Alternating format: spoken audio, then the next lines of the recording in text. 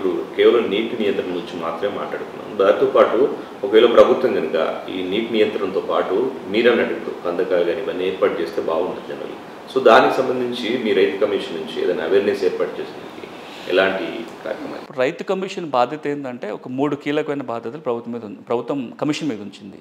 వ్యవసాయానికి సంబంధించి రైతులకు సంబంధించి ఏం చెప్పాలన్నా కొత్తగా అధ్యయనం చేసి ప్రభుత్వానికి నివేదికలు ఇవ్వటం కావచ్చు, సభలు సమావేశాలు కన్సల్టేటివ్ మీటింగ్స్ ఏర్పాటు చేసి వచ్చిన అభిప్రాయాల ఆధారంగా ప్రభుత్వానికి సూచన చేయటం కావచ్చు. మూడోది మేమే కొన్ని చోట్ల ఆచరించి చూసి పైలట్ అంటాం కదా, పైలట్ కార్యక్రమాలు చేసి వాటి ఫలితాల ఆధారంగా ప్రభుత్వానికి ఇట్లా చేస్తే బాగుంటుంది ఇట్లా చేస్తే బాగుంటుంది చెప్పే అధికారం కూడా కమిషన్కి ఉంది. ఇప్పుడు మేము మొదలుపెట్టి కూడా కొత్త కమిషన్ ఇది. దేశంలో వ్యవసాయ కమిషన్ ఉన్నది ఓన్లీ 2 చోట్లనే. పంజాబ్లో ఒక కమిషన్ ఉంది, తర్వాత తెలంగాణలోనే వ్యవసాయ కమిషన్ ఏర్పాటు. ఇది కొత్త కమిషన్ కూడా. ఇప్పుడిప్పుడే కొన్ని కీలక అంశాల మీద పని మొదలుపెట్టాము. 6 నెలలే అవుతుంది. ఈ 6 నెలలు మేము ప్రధానంగా ఎంచుకున్న అంశాలు ఒకటి నీళ్లు, ఇది చాలా కీలకం కాబట్టి, విత్తనము, భూమికి సంబంధించి కొన్ని సిఫార్సులు చేశాము. విత్తనాలకు సంబంధించి కూడా ఇప్పుడు ముసాయిదా చట్టం కాబోతుంది, కొత్త చట్టం రాబోతుంది. అది కమిషన్ చాలా కృషి చేసింది కూడా ఆ ముసాయిదా తయారు చేయడంలో, ముసాయిదా తయారు చేయాలని చెప్పడంలో కూడా. ఇక నీళ్ళకు సంబంధించి కూడా, నీటి నివారణకు సంబంధించి కూడా రాబోయే రోజులలో కొంత లోతుగా అధ్యయనం చేసి చట్టాలలో ఏం మార్పులు కావాలి, విధానాలు ఏం మార్చుకోవాలి, ఏమైనా కొత్త పథకాలు తెస్తే బాగుంటుంది అనేది కూడా కమిషన్ మరింత కొంచెం లోతుగా పరిశీలన చేసి ప్రభుత్వానికి తప్పకుండా నివేదిక ఇస్తాం. సార్, ఇక ఈ భూభారతికి సంబంధించి 28 మండలాల్లో పైలట్ ప్రాజెక్టుగా చేస్తున్నారు కదా, ఈ క్రమంలో అసలు ఏ విధంగా ఉంది, వీటికి సంబంధించి ఏ విధంగా నడుస్తుంది?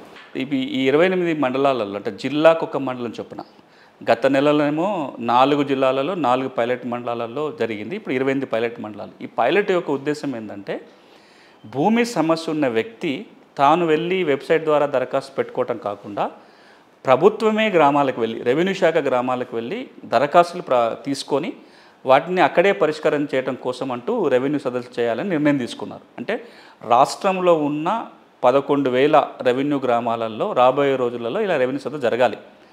అది జరగటం కోసం కొంత సన్నద్ధత జరగాలి. దాంట్లో ఉన్న సాధక బాధకాలు ఏంటి, ఏమి ఇంప్రూవ్ చేయాలి, వీటన్నిటిని అర్థం చేసుకోవటం కోసం ప్రతి జిల్లాలో ఒక పైలట్ జరుగుతుంది. దానివల్ల ఆ జిల్లాలో ఉన్న సిబ్బంది అందరికీ కొంత అవగాహన వస్తుంది. ఆ అనుభవం ఆధారంగా మిగతా మండలాల్లో అమలు చేయడానికి అవకాశం ఉంటుంది ఉద్దేశంతో జిల్లాకు ఒక మండలాన్ని ఎంపిక చేసి ప్రభుత్వం చేస్తుంది. ఈ పైలట్ మండలాల్లో ఏం జరుగుతుంది అంటే ఆ గ్రామానికి రెవెన్యూ సిబ్బంది వెళ్తున్నారు. వెళ్ళిన రెవెన్యూ సిబ్బంది ఎవరికి ఏ సమస్య ఉన్నా దరఖాస్తులు తీసుకుంటున్నారు. ఆ దరఖాస్తు కూడా తెల్లగాయత మరి కాకుండా ఒక ప్రిస్క్రైబ్డ్ ఫార్మాట్ ఉంది. 2 పేజీల నమూనా తయారైంది. ఆ నమూనా కూడా లీగ్ సంస్థ యాచారం మండలంలో పైలట్ చేసి ఏదైతే ఒక నమూనా తయారు చేసిందో దాన్నే ఇప్పుడు రాష్ట్రమంతటా వినియోగించడం జరుగుతుంది. ఆ ఫార్మాట్లో దరఖాస్తులు తీసుకుంటారు. ఈ దరఖాస్తులు తీసుకున్న తర్వాత వీటిని పరిశీలించి అందులో ఈ భూభారతి చట్ట ప్రకారం ఏవేవైతే పరిష్కారం చేయగలుగుతారో అవన్నిటినీ రాబోయే రోజులలో ఆ గ్రామంలోనే పరిష్కారం జరగాలి. ఇప్పుడు జరుగుతున్నదల్లా 28 మండలాలలో సమస్యల స్వీకరణ మాత్రమే జరుగుతుంది. ఈ స్వీకరించిన వాటికి చట్ట ప్రకారం నోటీసులు ఇవ్వాలి, వాటిని పరిష్కరించాలి, వాళ్ళ వివరాలు భూభారతి వెబ్సైట్లోకి రావాలి, వాళ్ళకి కొత్త పాస్బుక్ రావటమో ఉన్న పాస్బుక్లో సవరణ జరగడం జరిగి రెవెన్యూ మంత్రి గారు చెప్పిన మాట ప్రకారం అయితే జూన్ 2వ తారీఖున ఈ పైలట్ మండలాలు 32 పైలట్ మండలాలు, గత నెల 4 ఇప్పుడు 28, ఈ 32 పైలట్ మండలాలలో సమస్యల పరిష్కారం చేసి ఆ లబ్ధిదారులకు జూన్ 2వ తారీఖున రాష్ట్ర అవతరణ దినోత్సవం రోజున పట్టాలు ఇవ్వాలి. అది పెట్టుకున్న ప్లాన్. ఈ అనుభవాల ఆధారంగా జూన్ 2వ తారీఖు నుంచి రాష్ట్రంలో జరగబోతుంది. కానీ ఇక్కడ ఈ అనుభవాలు ఏం చెప్తున్నాయంటే ప్రతి గ్రామంలో ఒక 200 వరకు సమస్యలు వస్తున్నాయి. మనం ఎప్పటి నుంచో అంటున్నదే. మనం గతగా చాలాసార్లు నేలతల్లి కార్యక్రమంలో మాట్లాడుకున్నాం. మనం వెళ్ళి భూన్యాయ శిబిరాలు పెట్టినప్పుడు కూడా మన అనుభవం అదే చెప్పింది. 200 నుంచి 300 వరకు దరఖాస్తులు వస్తుంది. ఇప్పుడు అవే వస్తున్నాయి. ఇందులో ఎక్కువగా వస్తున్నాయి కూడా మళ్ళీ ఇంతకు మునుపు ఆర్ఓఆర్ ఇక్కడ ధరలు లేవో తప్పులు ఉన్నాయి సరిచేయమని వచ్చేటివో, లేదా మాకు భూమి ఉంది రికార్డుకి ఎక్కలేదని వచ్చేటివో, మేము సాదాబాయం ధర కొనుక్కున్నాం మాకు పట్టాలు లేదని వచ్చి ఈ 3 రకాలవే చాలా ఎక్కువగా ఉన్నాయి. వీటన్నిటికీ ఇప్పుడు ప్రభుత్వం విడివిడిగా గైడ్లైన్స్ ఇవ్వాలి. ఈ కొత్త వెబ్సైట్ ఏదైతే ఉందో దాంట్లో సాఫ్ట్వేర్ సొల్యూషన్స్ పెట్టాలి, వాటికి కావాల్సిన ఆప్షన్స్ ఇవ్వాలి. వాటి మీద ఇంకా రెవెన్యూ శాఖ కసరత్తు చేస్తుంది. ఇవన్నీ పరిష్కారం ఎట్లా అవుతుందో చూసుకున్న దాన్ని బట్టి రాబోయే రోజుల్లో రాష్ట్రం అంతటా కూడా అమలు చేయాలని ప్రభుత్వ ఆలోచన.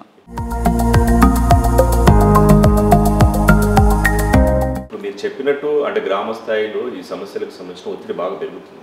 సో ఈ క్రమంలో మీరు ఇప్పుడు వాలంటీర్కి సంబంధించి ఒక ప్రకటన చేసిండ్రు. సో వాలంటీర్లకు సంబంధించి ఏం పని చేస్తారు, ఏ విధానాలు అంటే? శరత్ గారు, నేను నిన్న మొన్నటి దాకానేమో చట్టం తయారీలో ప్రభుత్వం వైపున ఉండి చట్టం రూపొందించడంలో నా పాత్ర పోషించాను. ఇక ఈ తర్వాత జరగాల్సింది ఏంటి, దాన్ని అది రెవెన్యూ శాఖ అమలు చేయటము, ప్రభుత్వం నుంచి కొన్ని ఇంక పనులు జరగాలి. కానీ నేను వ్యక్తిగా నేనేం చేయగలుగుతానో ఆలోచన చేస్తూ లీవ్ సంస్థ ఏదైతే గడిచిన 8 ఏళ్ళుగా రైతుల కోసం రకరకాల కార్యక్రమాలు చేసుకుంటూ వస్తున్నాం, న్యాయగంట పేరుతోటి, భూన్యాయ శిబిరాల పేరుతోటి, దాని కొనసాగింపులో భాగంగా ఈ చట్టం రైతుకు ఉపయోగపడాలంటే ఈ చట్టం రైతుకు తెలియాలి.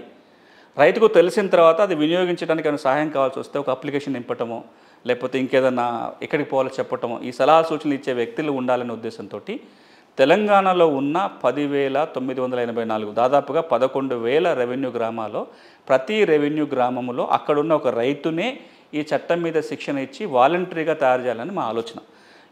ప్రతి గ్రామంలో ఒక వాలంటీర్ తీసుకోవాలని, ఎవరైనా ఆ ఊళ్ళో ఉండే వ్యక్తి రైతు అయ్యే ఉండి చదవటం రాయటం వచ్చి తన తోటి రైతుకు సహాయం చేయాలనే కొంత తపన ఉన్న వ్యక్తులు మీరు దరఖాస్తు పెట్టుకొని చెప్పిన. ఎందుకంటే లీవ్ సంస్థ ఇది స్వచ్ఛంద సంస్థ, ఇది ప్రభుత్వ ఉద్యోగం కాదు, లేదా ఎన్జిఓలో శాలరీ ఇచ్చేది కాదు. ఇది వాలంటరీగా, అంటే మీకు ఒక ఇంట్రెస్ట్ ఉంది, మీ ఊళ్ళో 10 మంది రైతుకు మీరు హెల్ప్ చేయాలి మీరు అనుకుంటున్నారు. అట్లా మీరు మాకు కనుక దరఖాస్తు పెట్టుకుంటే మేము మీకు ఇవ్వగలిగేది ట్రైనింగ్. మీకు అనుమానం వచ్చి మాకు ఫోన్ చేస్తే ఈ సమస్యకి ఇట్లా పరిష్కారం చేయవచ్చని సలహాలు సూచనలు ఇవ్వడానికి లీవ్స్ టీమ్ ఉంటుంది. కాబట్టి లీవ్స్ టీమ్ తరపున వీళ్ళందరూ మేము ఐడెంటిఫై చేయబోతున్నాం. ఇప్పటికే ఎవరికైనా ఆసక్తి ఉంటే మా ఆఫీస్ అడ్రస్ ఇచ్చాం.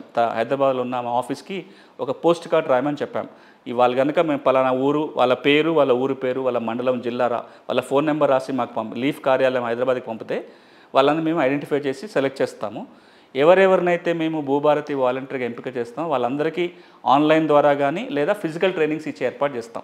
కొన్ని జిల్లాలలో కొంతమంది ముందుకు వస్తున్నారు, లీఫ్కి మేము సపోర్ట్ చేస్తాము, ట్రైనింగ్లు ఇవ్వటంలోని పెరుగుతుంది.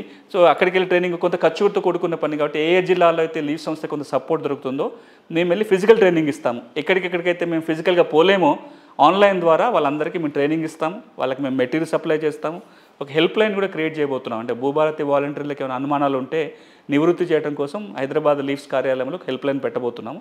వీటి ద్వారా కనీసం ఒక 11,000 మంది భూభారతి చట్టం మీద అవగాహన ఉన్న రైతుల్ని తయారు చేయాలని మా ఆలోచన.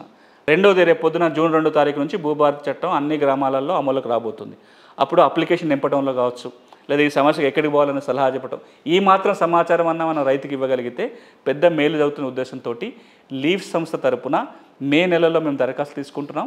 జూన్ 2వ తారీఖు నుంచి విడతల వారీగా వాళ్ళందరికీ మేము ట్రైనింగ్లు ఇచ్చి ప్రతి గ్రామంలో ఒక భూభారతి వాలంటీర్ ఉంచే లక్ష్యంగా లీవ్ సంస్థ పనిచేస్తుంది.